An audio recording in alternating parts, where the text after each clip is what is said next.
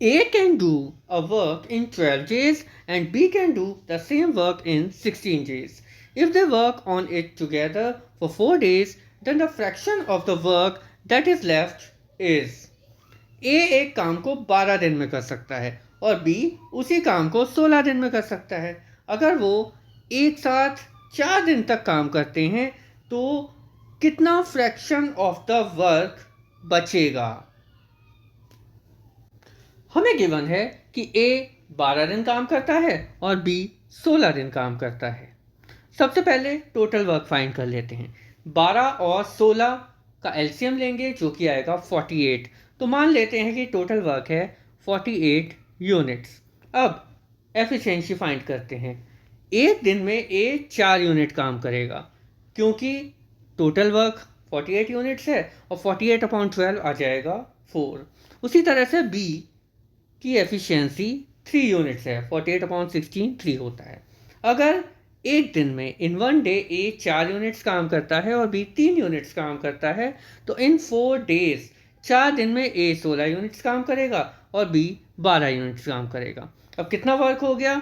28 units. तो 4 दिन में दोनों ने मिलके 28 यूनिट्स वर्क कंप्लीट कर लिया। टोटल वर्क लेफ्ट है 20 यूनिट्स। तो 48 यूनिट काम था, 28 यूनिट हो गया और 20 यूनिट बचा है। अब ये 20 यूनिट 48 का कितना फ्रैक्शन है वो हम फाइंड कर लेंगे और आंसर आ जाएगा work left is equal to 20 upon 48 is equal to 5 upon 12। A can do 20% of a work in 4 days. B can do 33 1/3% of the same work in 10 days. They work together for 9 days. C completed the remaining work in 6 days.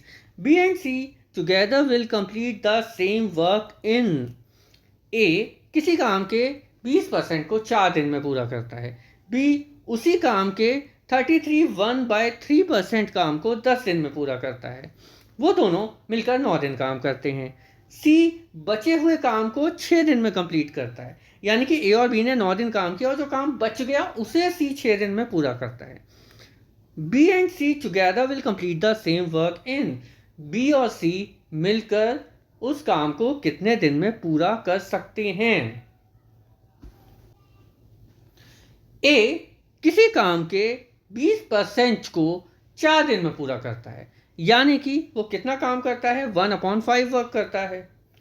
तो अगर 4 दिन में वो 20% यानी कि 1/5 work करता है तो वो पूरा काम कितने दिन में करेगा? 20 डेज में, क्योंकि 4 × 5 इज इक्वल टू 20। B उस काम के 33 1/3% काम को 10 दिन में पूरा करता है, यानी 1/3 वर्क 10 दिन में करता है। तो B उस काम को कितने दिन में पूरा करेगा? 30 डेज, 30 दिन में। तो सबसे पहले टोटल वर्क निकाल लेते हैं, क्योंकि A 20 दिन में काम पूरा कर सकता है और B 30 दिन में काम पूरा कर सकता है। तो 20 और 30 का एलसीएम लेंगे, 60 आ जाएगा। तो मान लेते हैं कि टोटल वर्क है 60 यूनिट्स। अब एफिशिएंसी फाइंड करते हैं। A की एफिशिएंसी 3 होगी क्योंकि 60/20 इज इक्वल टू 3 और B की एफिशिएंसी 2 होगी क्योंकि 60/30 इज इक्वल टू 2। तो A एक दिन में 3 यूनिट्स काम कर सकता है और B 2 यूनिट्स काम कर सकता है। यानी कि अगर A एक दिन में 3 यूनिट और B एक दिन में 2 यूनिट काम करता है तो 9 दिन में दोनों कितना काम करेंगे? A 27 यूनिट काम करेगा और B 18 यूनिट काम करेगा, यानी दोनों ने मिलकर कितना काम किया? 27 + 18 इज इक्वल टू 45, 45 यूनिट काम किया। अब टोटल काम था 60 यूनिट्स और कर दिया 45 यूनिट्स। कितना बचा? 15 यूनिट्स, 15 यूनिट काम बच गया और उस काम को C ने 6 दिन में कंप्लीट किया था। अब अगर C 6 दिन में 15 यूनिट काम कर सकता है तो C उस काम को कितने दिन में कंप्लीट करेगा? C उस काम को 24 दिन में कंप्लीट करेगा, क्योंकि 15 यूनिट वो कर सकता है 6 दिन में। तो 6 × 4 डायरेक्ट निकाल सकते हैं या 60/15 × 6 कर सकते हैं एक्सप्लेन करके। 24 डेज में वो वर्क पूरा कर सकता है।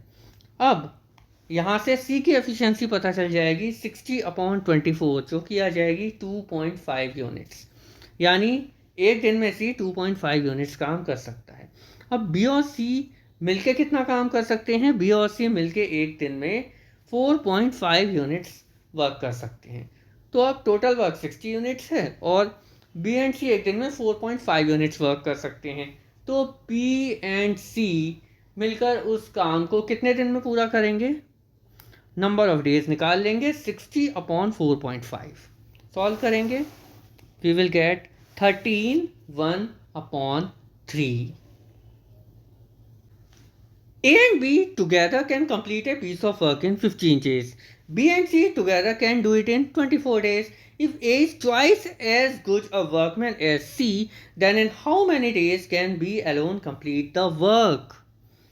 A और B मिलकर किसी काम को 15 दिन में करते हैं। B और C उसी काम को मिलकर 24 दिन में करते हैं। अगर A C से ट्वाइस वर्क करता है एक दिन में, क्योंकि उसकी एफिशिएंसी सी से डबल है, तो कितने दिन में बी उस काम को अकेले पूरा करेगा?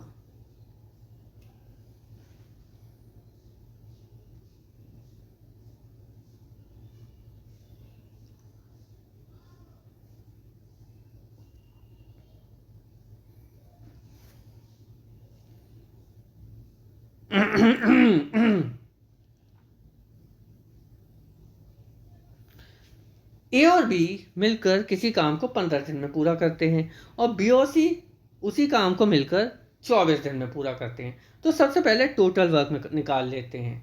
15 और 24 का एलसीएम ले लेंगे, जो कि आएगा 120 120।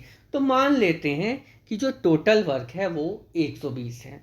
तो ए और बी एक दिन में कितना काम करेंगे? टोटल वर्क 120 यूनिट्स है, तो 120 अपॉन 15 8 यूनिट्स। ए और बी मिलकर 8 यूनिट्स काम करेंगे। बी और सी 24 दिन में पूरा काम करते हैं, तो एक दिन में कितना काम करेंगे? 120 अपॉन 24, यानी कि 5 यूनिट्स काम करेंगे। अब ये सबसे इंपॉर्टेंट पॉइंट है क्वेश्चन का, यहीं पे सब कुछ समझना है। ए और बी मिलकर 8 यूनिट काम कर रहे हैं एक दिन में, बी और सी मिलकर 5 यूनिट काम कर रहे हैं एक दिन में। ए सी से ट्वाइस वर्क करता है एक दिन में, यानी ए की एफिशिएंसी सी से डबल होनी चाहिए। अब हम दोनों इक्वेशंस को देखेंगे। ए प्लस बी है 8 यूनिट और बी प्लस सी है 5 यूनिट। अब यहाँ पर ये तो फिक्स है कि बी तो जितना काम करता है उतना ही काम करेगा दोनों सिचुएशन में, लेकिन जब बी ए के साथ काम करता है तो 8 यूनिट काम होता है और सी के साथ करता है तो 5 यूनिट काम होता है। तो इससे क्या पता चलता है कि जो ज़्यादा काम हुआ वो किसने किया? ए ने। और सबसे इंपॉर्टेंट पॉइंट, ए की एफिशिएंसी सी से डबल है।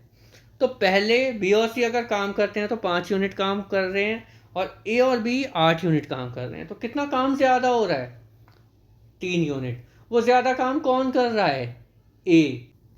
यानी कि ए उतना काम तो करता ही है जितना सी करता है और सी से दुगना काम भी करता है। अब वो जो एक्स्ट्रा दुगना काम हुआ है वो है 3 यूनिट्स।